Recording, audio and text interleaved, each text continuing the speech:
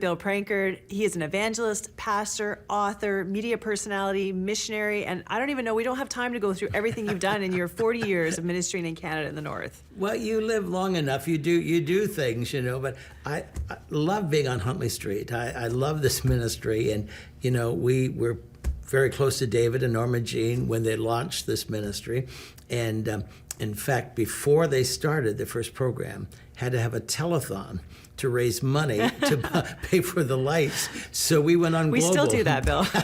David and I and Brant Gillespie, I think it was 6 hours or whatever live. None of us had done this, raise money for the lights. And the first program I was privileged to be on. And that was so much fun because they didn't know if it was going to work. And it's been working for how many years now? Yeah. And so God bless you. God bless the founders, and God bless all of you who are carrying the torch. And I've been following what you're doing, and it's amazing. So we're very proud of you. Well, I'm privileged. And, a lot of people don't know that you and I actually worked together years ago on your television show. I remember seeing you actually speak at a church and thinking, God, I'd love to work for that guy. And a couple years later, God answered my prayer. Wow. It's been awesome. But, I'm such a fan of your ministry. You've really invested in Canada. You have such a passion for this nation and for especially the people of the North, but all across Canada. Tell me what it's been like to do this for 40 years and what you've seen God do through that time. Well, it was in 1972 as a Pentecostal pastor in a small community in the Ottawa Valley. I went to a Catherine Coleman service and had an encounter with Holy Spirit that changed my life. But the first thing that happened when I came home, I had a vision, and I haven't had many visions like this in my life. I saw Canada. I saw Canada in revival, not as it was, not as it is now, but in revival, the entire nation. And I knew that was my mandate, my calling. I would give my life to this nation. So it wasn't ever, what if, and there were times when it was hard, times when it would have been easier to go somewhere else, but I just knew what God had called me to do. So sea to sea, on television and in the 70s and healing crusades, and then God said, it's more than just sea to sea, and called me north. And when I went north, way over 40 years ago, I fell in love. I fell in love with the people. First of all, the First Nation people, and then the Inuit. Amazing people who people in the South had no idea. I didn't have any idea, about their life and about their communities, and I just knew there were people up there, but the image that people had in the South was so wrong. Well, I know. Well, tell me some of that because, we're in the media, so you understand. Usually when the news media covers a story, it's going to be only the negative aspects. Yeah. But there's so much to love, and there's so much positivity about communities in the North. Just tell us a little bit. There really is, and that's one of the reasons that we did a program on television for a number of years to focus on some of the stories of the people. Because while they have isolation, while they have amazing handicaps, really hindrances, many of them have just risen up and have been leaders. And the pastors that were pastoring the churches 40 plus years ago, almost without exception, are still pastoring the same churches. Wow. I mean, they're very solid people. And you get an Inuit for a friend, and you've got a friend for life. I mean, and so many of Inuits, I'm so blessed to have them as my best friends. And they're with you when it's good, they're with you when it's bad, they're just with you. And they've helped me keep balance, because in the South, I mean, people will put you on pedestals and that. Up north, I mean, they honor you, but because their whole culture is one of honor, but it's your Bill.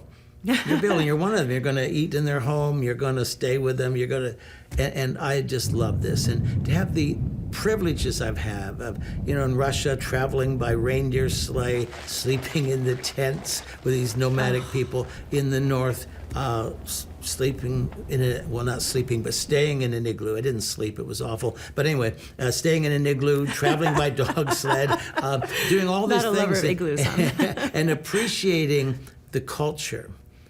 And the problem was they were really hesitant when I first went north. If we embrace your message, we have to embrace your culture. And that's not true.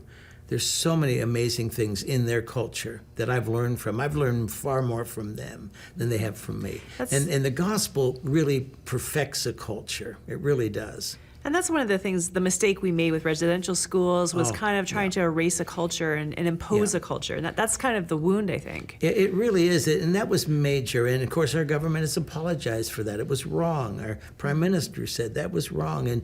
But they meant well. They thought this is the best, to just bring them and make them like us. Well, they didn't want to be like us, and so that's been so good for me, and to be able to go year after year to all of these communities in the north, and people say, well, God would never call me north because I don't like the weather. Well, I hate the cold. You do? I hate the cold. What are you doing up there? I don't go there for the weather. But the people are amazing. And we've had so many great services. Personally, I've had so many great spiritual experiences with Jesus in the north. I mean, I think you're closer to heaven up there. And the Arctic has a beauty that people that have never been there don't understand, because they say, well, there's nothing but ice and snow and rocks, but it's so beautiful. It's beautiful all year round, and it's just, but the people. And so we've been helping build churches and train leaders and all of that, but I just knew this wasn't enough, because we were losing the next generation. Yeah, that's one of the things I really admire about what you're doing right now, Bill, because you talked about, like, I've been doing it this one way for 40 years, and certain things weren't changing, like the suicide and some of the addiction and what you see with the young people, the pain and the abuse. And you're actually completely changing your direction right now. Tell me about that, how that happened and how hard that is. Well, it really, for somebody my age, it's hard.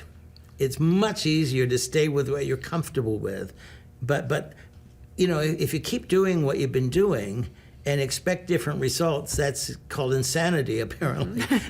And I just thought, what really totally changed was a couple of years ago when an 11-year-old boy committed suicide in Repulse Bay.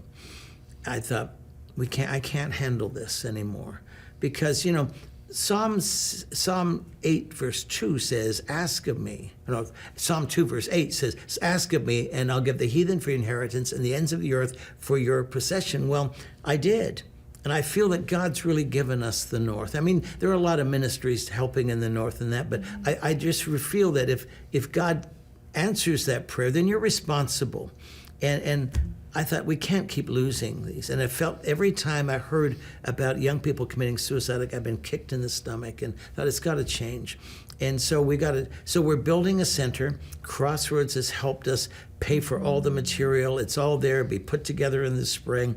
A center of hope, be a local church in Repulse Bay on the Arctic Circle, but it'll be our ministry base and center. We've had a couple living up there this past year to really get it going and mentor the leaders there, and they've done such a great job. And now we're launching what we call Arctic Hope Project, which is the next phase of our ministry. To me, it's the biggest and the best thing we've ever done, merging leaders from the south and the north together, the physical, the mental, the spiritual, the emotional, all together, to see the young people healed up, to see them made whole, and then become leaders and dreamers and full of hope. We've got a message that can give hope to this next generation. So we have declared we will see suicide stopped in the north and see it become a trophy of life. Well, that's our prayer, Bill. That's our dream. Nunavut, where the center will be located, has the highest suicide rate in all of Canada. Yeah. For 15 to 24-year-olds, it's 28 times higher. What is going on there that suicide is so huge? The majority of young people in the Arctic have been abused. They've been sexually abused, physically abused, emotionally abused, and so there is, at an early age, they're born in pain, live in pain, and feel that there's no answer.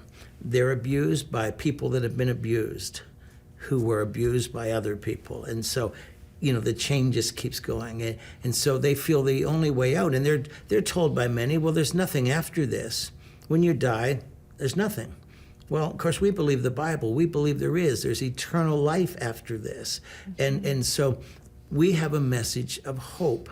And we believe that there is hope for them. And the director of Arctic Hope Project, Steve Carlton, is an amazing young man. Stephen has been through what they've been through. He was abused, and as an Inuit young man. and disillusioned, and he went to the drinking, the drugs, all the stuff, and then had an encounter with God, and through help and counselors and people that cared about him, has not only become whole, but is a happily married young man with a new little baby and just doing just so well. And he's directing this and going into these communities, speaking in the schools, telling his story, and that through the power of the gospel, his life has totally changed. And if God can do it for him, he can do it for every one of them. And it's changing the North. And so the partners of 100 Huntley Street, the partners of Crossroads Ministry, need to know they're making a big difference in the world, but they're making a big difference. As Crossroads has partnered with us, they're making a big difference in the northern part of Canada, one of the most forgotten and neglected mission fields of the world, one of the most challenging mission fields of the world, but God is doing it. So I want to say thank you. Thank you, 100 Huntley Street. Thank you, Crossroads. And thank you, Cheryl. We're so pleased to partner with you, and we're so excited about what's going to happen. We only have 30 seconds left. Can you just tell me what your vision is, your dream for what the North will look like through this program? My dream is to see the North totally change from being a dark place to a light place, spiritually, emotionally, materially, to see young people, Inuit, taking leadership in their communities and being creative and starting industries and tapping in the resources in them and in their soil. And my dream is to see the North change and to see Canada saved. Well, you know, Bill, we've been wanting to invest at Crossroads Relief and Development in the North for a long time. We've been looking for a place to do it, and we were so pleased to partner with you. We so respect your work and your ministry and your vision for this center, so thank you for all you're doing. Well, we're in this together. We are. Thank you.